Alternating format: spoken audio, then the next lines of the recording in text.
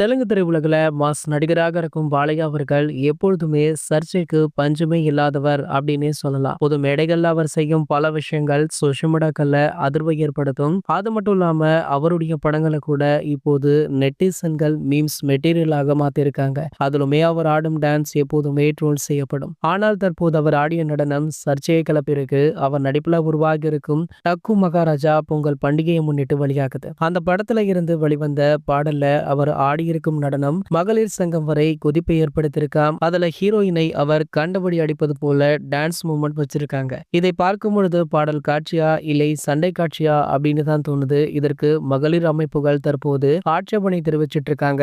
So அதே சமயம் பாத்தீங்கன்னா 64 வயசுல இருக்கும் இவருக்கு இதெல்லாம் தேவையா? ரஜினி சார் கூட இப்போதெல்லாம் வயதுக்கேற்ற கதாபாத்திரங்களை தேர்வு செய்ய ஆரம்பிச்சிட்டாரு. அந்த பக்குவம் பாலகிருஷ்ணாவுக்கு இல்லையே அப்படின்னு பலருமே கண்டன குரல்களை எழுந்துட்டு இருக்காங்க. ரஜினி சாரை பார்த்து கத்துக்கொள்ளுங்கள் அப்படின்னு பாலை அவருக்கு பலருமே அறிவுரையும் சொல்லிட்டு இருக்காங்க. இது போன்ற சினிமா செய்திகளை பத்தி நீங்க உடனே தெரிஞ்சுக்க நம்மளுடைய சினிமா கொட்டா அப்படின்ற நம்ம சேனலை சப்ஸ்கிரைப் பண்ணிக்கோங்க.